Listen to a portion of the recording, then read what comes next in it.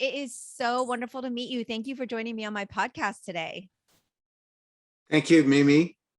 Well, I have had the pleasure of emailing with Pat over the last several months because I'm, of course, working on this Florida AAPI history inclusion bill, and she has just been an enormous resource. And I know that two of you are a huge team. So thank you both for the incredible work you do, and also just personally, on a personal level, supporting the work that I've been doing.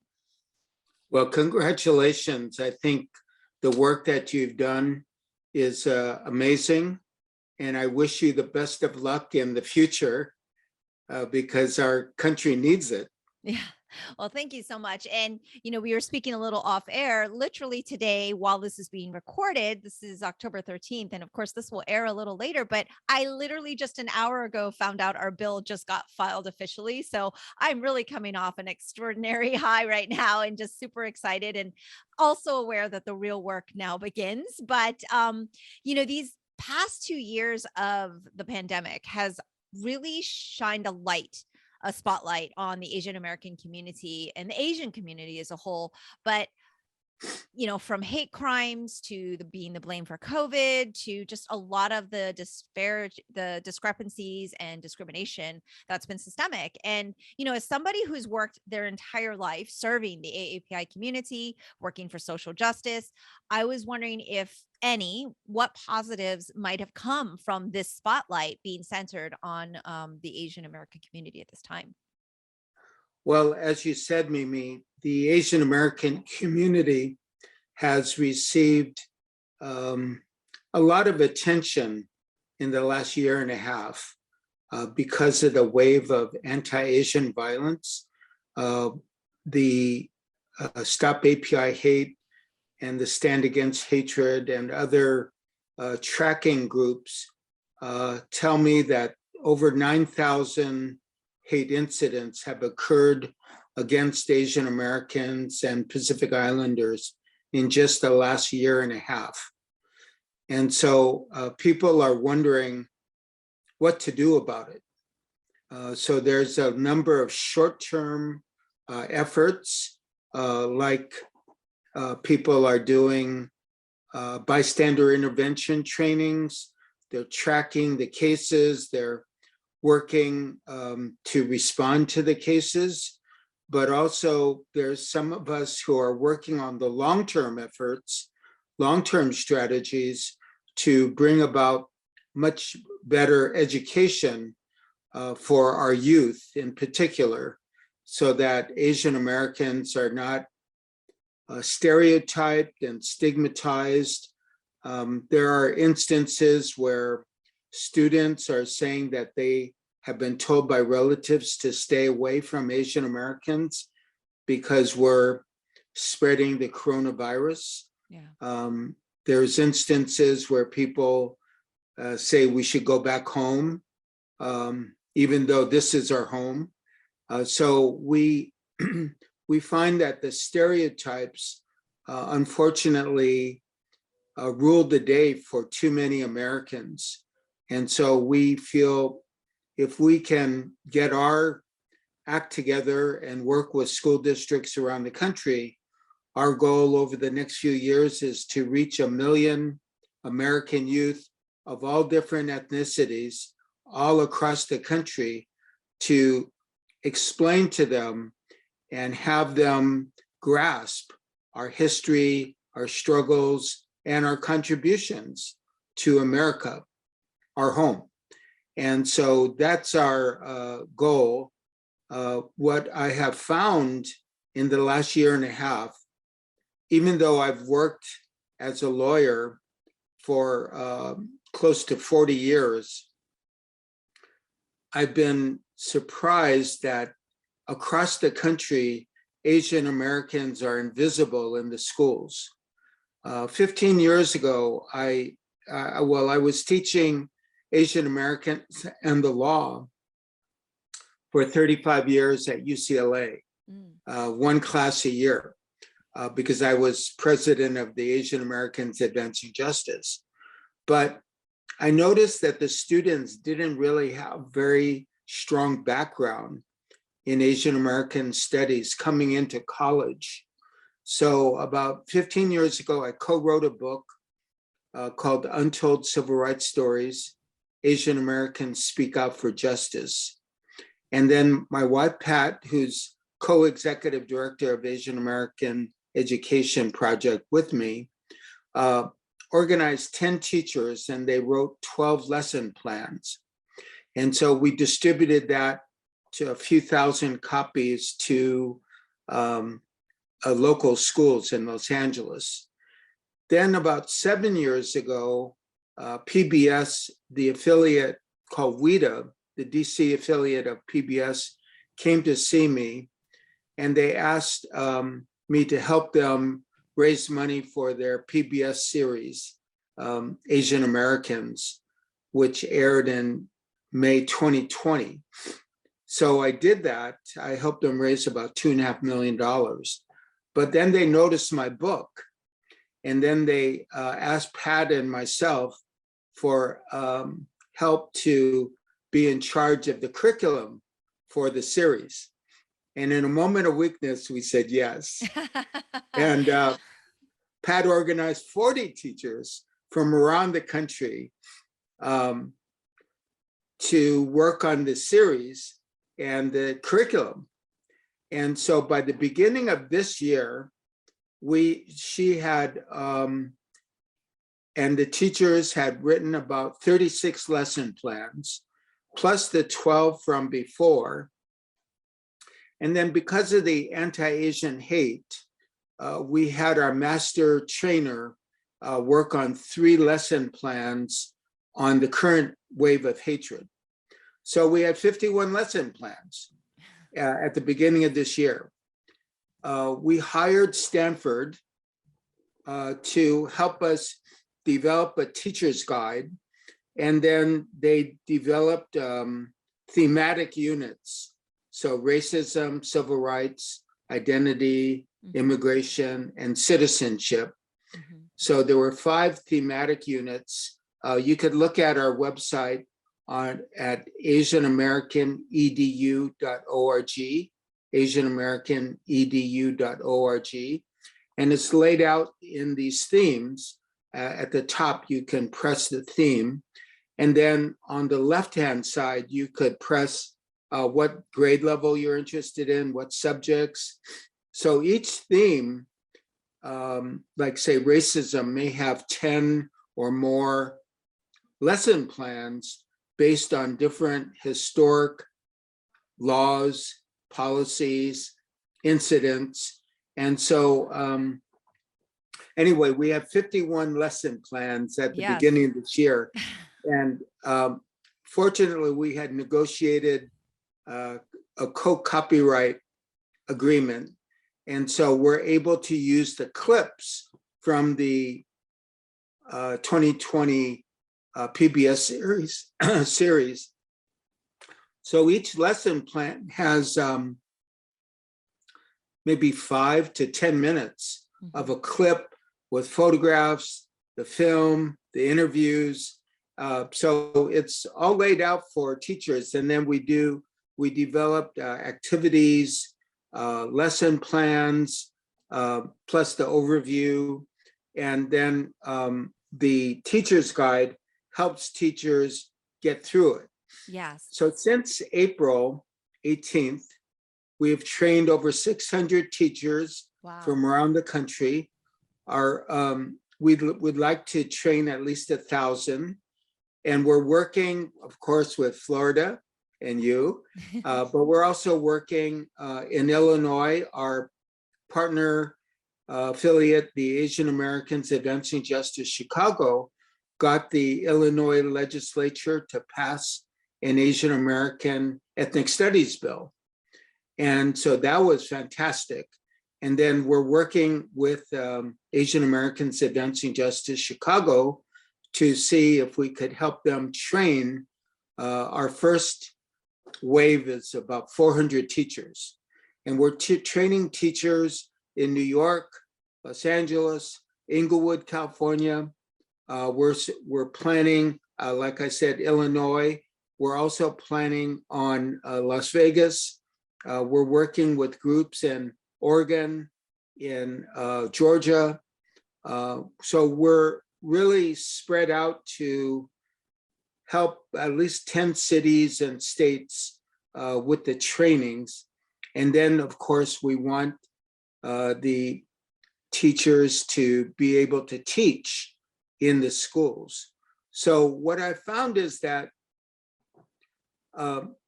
Asian Americans are invisible in the school districts. Even in Los Angeles County, the county with the most Asian Americans in the United States, there's no Asian American ethnic studies. Right. And why do you think that our history is left out?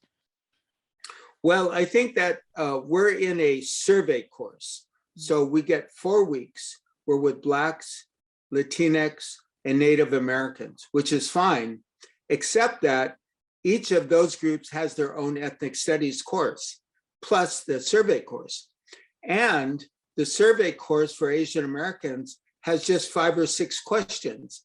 There's no lesson plans. Mm-hmm. So we have suggested to the LAUSD, Los Angeles Unified School District, to modify their survey course and give teachers a choice. And we've bundled our lesson plans into a 4-week session. And so we've given that to the LAUSD, and they're still deliberating on it. Mm-hmm. I think that the reason why Asian Americans are not present in the schools are several reasons. Number one, we don't have champions like you and others who are really pushing to get it in. You know, it takes pushing, it takes promotion, it takes publicity, it takes constant effort. That's number one. Number two, I think the psyche in most of the schools, some of them are just racist. They don't consider Asian Americans as Americans, we're the foreigners, but I think the model minority also hurts us because some school administrators think, oh, Asian Americans are doing fine in school on average. And so why worry about them? Why have a special, they see our history as special. So why have a special history on Asian Americans? They don't see it like we see it. Asian American history is United States history. It's an integral part of United States history. What was the first and only racial group banned from the United States? The Chinese Exclusion Act that was eventually expanded to all Asian groups, so that eventually there was an Asiatic barred zone. Mm-hmm. Where did the bilingual education come from? It came from Lau versus Nichols in 1971, a Supreme Court case, who actually fought school segregation in the very early days, 1880s, the Tape family. And so all of these important historical moments are part of United States history. Mm-hmm. And when you exclude that, then you miss so much. Yeah. What was the group that was incarcerated for 3 years in an amazingly unconstitutional move to essentially attack an Asian ethnic group, Japanese Americans? Mm-hmm. And without knowing that, then our country suffers. It suffers because then we could do it again. Yeah. You know, we could repeat unfortunate history. Yes. And Asian Americans have contributed mightily to the United States as far back as the railroad. Who built the railroad in the West? You know, we contributed mightily and sacrificed for the United States of America. Mm-hmm. So these are lessons that really should be taught and learned. Otherwise, you see Asian Americans as foreigners or as the model minority or as somebody who doesn't belong, as though we haven't contributed to the strength of the United States of America. So I think that belatedly, what we're trying to do now is so important for the United States. And it's also important because the United States, especially with the Black Lives Matter movement last year, the United States is being tested. Are we truly a multiracial democracy or not? And so Blacks are looking at that question. Asian Americans are looking at that question. Latinos are looking at that question. Native Americans with Indigenous Day just a day ago or two ago are looking at that question. If we fail, then the promise of the United States is on shaky grounds. Yeah. And yet we have so much to add as a group of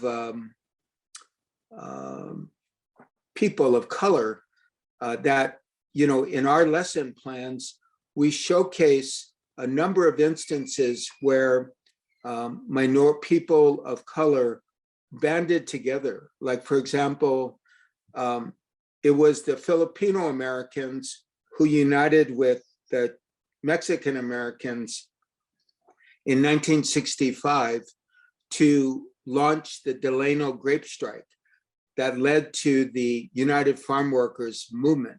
Mm-hmm. And it was the Filipino workers who started that movement, but they were wise enough to seek unity with the Mexican American workers. Yeah.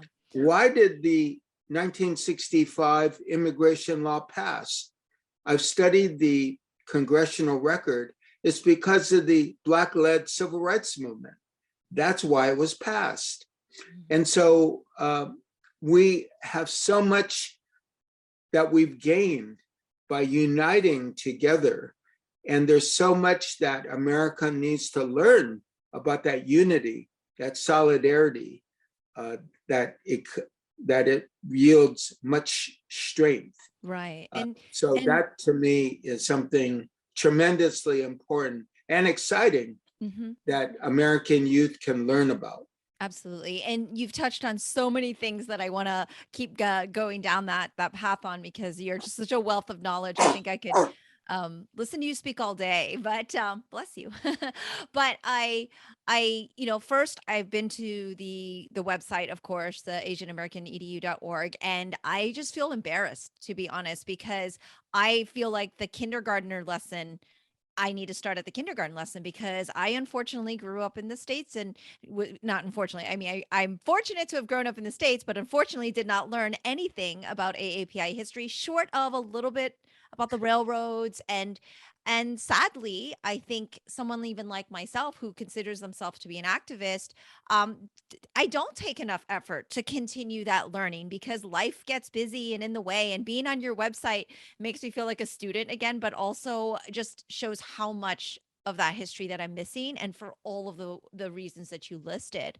And, touching on that model minority myth, perhaps you can expand a little bit about that, because you've really talked about some of the facets, one of which is breaking apart the BIPOC community, people of color, trying to pit them against us, as in elevating us so that they feel that we are not also, having oppression. And like you just pointed out so articulately, so many times, there's been solidarity across Mexican Americans or with Black Americans. And as a civil rights activist yourself, I know that you are very, very strong on building those bridges, and having built bridges across those nationalities, and constantly bringing together that solidarity. And even just as recent as these pandemic crimes, the anti-Asian hate crimes, all we see in the media are African-American perpetrators, right? Like, most of those videos we saw were Black Americans pushing down the senior citizen Asian Americans. And I don't know the statistics now, so don't quote me, but I realized that's not actually the majority, that actually is a false depiction. And so we're constantly still getting these issues. So perhaps you can speak a little about that struggle that's meant to separate the people of color and pit them against each other, historically speaking. And to what I believe is by white supremacists. But yeah, you've kind of touched on that. So I'd love for you to expand. Well, the model minority myth, the readings I've done showcase the model minority myth starting like in the 1950s, after the incarceration of Japanese Americans. There were some who promoted Asian Americans as the model minority, the super student. And it was done, whether purposely or not, some of it was purposeful, to show that other minorities just need to follow Asian Americans, as though discrimination could disappear, as though oppression could just disappear, and just follow the Asian American lead. And so we were used as a wedge between us and other minorities, because then the government and the society did not need to do anything for the other minorities or for Asian Americans for that matter, because we had it made. And so, but also as the model minority myth was instigated across the country, it covered up the reality that Asian Americans are very diverse. So there are poor Asian Americans who really do need help by the government, by society, and they need attention, but the model minority covers that up. So for example, we're for disaggregating the data so you could understand what is happening to different Asian ethnic groups. But even amongst Chinese, you could look at the census and you could see a very big portion of Chinese Americans who don't have a high school education. But the overall data covers that up. So the model minority hurts Asian Americans because then our true story does not come out. It's used as a wedge against other minorities. And it creates a false impression in the US public that people could just make it on their own. Asian Americans, as I mentioned earlier, benefited tremendously by the immigration law change in 1965. But for government action, we would have still been discriminated against in immigration. And so, I think that the reality is something different, where you have to dig into what is the real reality of Asian Americans? How do they relate to other ethnic minorities? How do you relate to US society? And Asian Americans sometimes are confused themselves because of these stereotypes. But a lot of, especially young people, are starting to really see how our place in society, that it is a struggle, that we do need to unite with other minorities, that we do have to work with whites to bring about true understanding of our status in American society. And each Asian group, whether it's the bamboo ceiling, or whether it's impoverishment, whether it's discrimination, or more recently, the hate crimes and hate incidents, needs to explain this to the larger society. We're 22, 23 million people in America today. And it's incumbent on us to share with America who we are. Mm-hmm. And that's why the educational curriculum project is so important. It is true that it should have happened decades ago, But it is also true that there just wasn't either there wasn't the interest, or there was the interest on the part of some people, but it just didn't penetrate our society. Yeah. So we're very excited about, we've gathered about 18 consultants, people like Kate Lee,